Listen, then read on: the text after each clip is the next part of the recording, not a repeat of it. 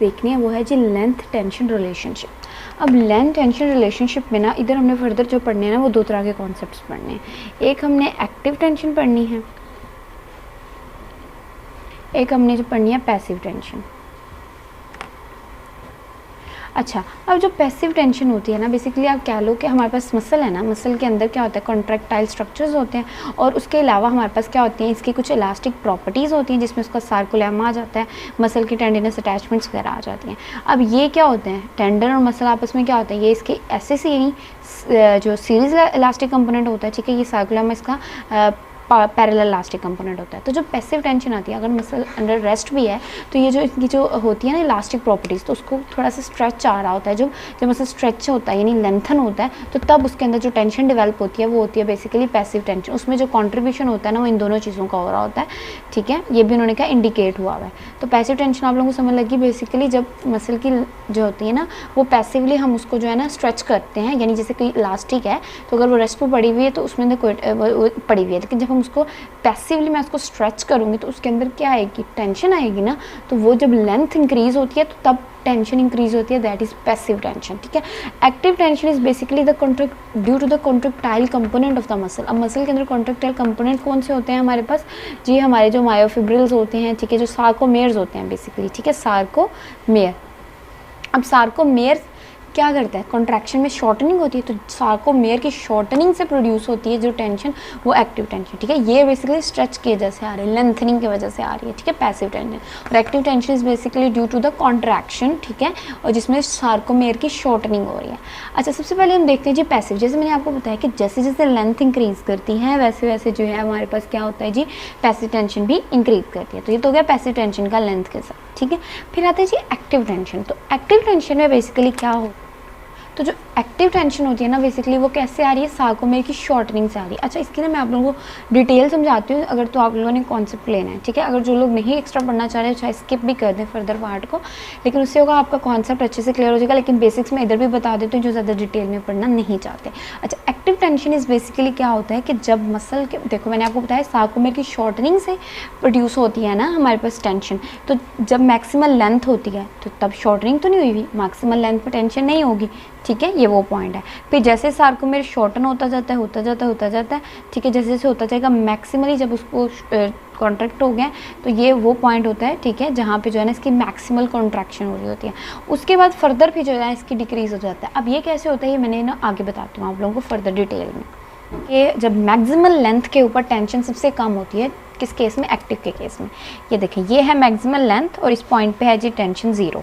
अब ये देखें, ये है मैक्सिमल लेंथ। सार्कोमेयर की शॉर्टनिंग नहीं, बेसिकली मसल की शॉर्टनिंग होती है ना, तो सार्कोमेयर की लेंथ सबसे ज़्यादा, यानी इसके अंदर जो है अभी वो प्रॉपरली क्रॉस ब्रिजेस नहीं बने, सिर्फ दो इधर और 2 इधर मायोसिन के हेड जो है वो जो है ना वो इसमें इन्वॉल्व हो रहे हैं।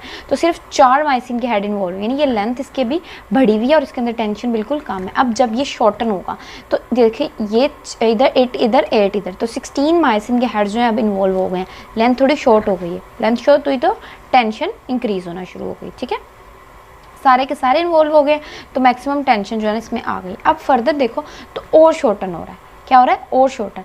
जब और शॉर्टन हो रहा है तो क्या होगा कि अगर हम हेड्स को काउंट करें वो तो 16 ही है, लेकिन क्या हुआ है, लेकिन ये मज़ीद शॉर्टन हुआ है जिसकी वजह से इसकी टेंशन जो है वो मज़ीद बढ़ी है, ठीक है। अब ये मैक्सिमम अपनी टेंशन में आ गया। अब फर्दर जब इसकी और शॉर्टनिंग होनी है ना तो ये थोड़ा क्रिटिकल पॉइंट है, इसको आप लोगों ने जो है ना अच्छे से समझना है। इसको मैं थोड़ा खोल के भी आप लोगों को बता देती हूँ। ये देखो, अब मेरी बात सुनो, एक है ये और एक है ये, ठीक है, और ये हैं जी हमारे पास क्या, हमारे ब्रिजेस 1 2 3 4, 1 2 3 4। अच्छा, इधर कितने थे, 1 2 3 4, 1 2 3 4। अच्छा, ये मैंने इसी को ही जो है ना वो थोड़ा खोल के बनाया। अब ये देखो आप लोग कि ये स्ट्रैंड्स जो हैं इस तरह जा रहे हैं। अब सही मूवमेंट क्या होती है, इधर से इधर और इधर से इधर, ठीक है, ऐसे मूवमेंट होती है ना। तो इन स्ट्रैंड्स में ये वाला स्ट्रैंड इधर मूव कर रहा है, इधर से ये वाला स्ट्रैंड इधर मूव कर रहा है, इधर से ये वाला इधर मूव कर रहा है, ये वाला इधर मूव कर रहा है। अब मेरी बात सुनो, अब ये इधर गया है तो ये सारे किसके साथ अटैच है, इसी वाले के साथ अटैच है ना बस। तो ये वाला इसको इधर को कर रहा है, 1 2 3 4, ये चारों के चारों तो इन्वॉल्व है, ठीक है। अब इसके अंदर क्या हो रहा है कि आप देखो कि ये वाला जो इधर कर रहा है और ये वाला इसको इधर, अब ये वाला जो इन चारों के साथ कर रहा है, लेकिन ये जो ऑपोजिट भी तो आ रहा है ना, तो इसने अपने साथ कितनों को अटैच कर लिया, 2, एक इधर से धक्का लगा रहा है और एक इधर से धक्का लगा रहा है, तो क्या वो मूव कर पाएंगे? नहीं, ये तो निकल गए, बचे सिर्फ 2, यानी 2 ही सिर्फ इधर को जा रहे हैं। इन 2 को तो ये भी इसने अटैच कर लिया जो कि ऑपोजिट से आ रहा था, तो ये दोनों खत्म हो गए, तो ये 2, ठीक है, तो 2 ये 4 2 6, कितने इन्वॉल्व हुए इस साइड पे? 6। अब इसी तरह एग्जैक्टली इधर आ जाओ, अब इधर से देखो तो ये वाली डायरेक्शन ठीक है ना, क्योंकि ऐसे ही तो आना था, तो 1 2 3 4, इधर से 4 ये हो गए। अब इधर से देखो, ये नीचे से इधर, यानी ये चारों इधर जा रहे हैं, तो ये तो फ्री है, ये तो इधर जा रहे हैं, ठीक है, लेकिन इधर से इन दोनों को फिर इसने पकड़ लिया। जब इसने इधर से इन दोनों को फिर पकड़ लिया तो इधर से भी जा रहा है, इधर से जा रहा है, तो वो नहीं हो पाएगा, तो ये भी कैंसिल हो गए, तो 2 ये 4 2 6, तो 6 और 6 कितने इन्वॉल्व हैं? 12। तो यहाँ से आपने समझना है, ठीक है।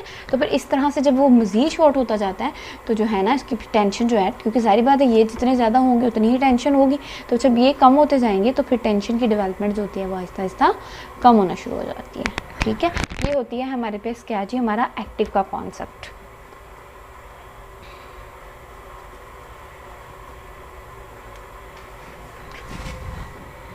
हमने देख लिया जी, एक्टिव को भी देख लिया हमने, पैसिव टेंशन को भी देख लिया। अच्छा, अब हमें देखना है कि टोटल जो होती है ना, टोटल ये हमारे पास है पैसिव, ठीक है, ये हमारे पास है एक्टिव। अब टोटल टेंशन अगर हमें निकालनी हो तो वो हम कैसे निकालेंगे?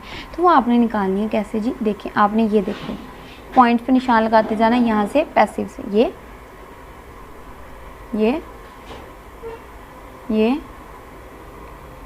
तो ये क्या है जी हमारे पास? हमारी टोटल टेंशन। ये होती है जी क्या हमारे पास? Total tension. आप लोग बुक में देखोगे ना तो इसी तरह का जो है ना वो बना हुआ है, ग्राफ बना हुआ है, ठीक है। तो ये सिर्फ इतनी सी बात है, आप लोगों ने अच्छे से ध्यान में रखना है कि बेसिकली लेंथ का टेंशन के साथ क्या रिलेशनशिप है।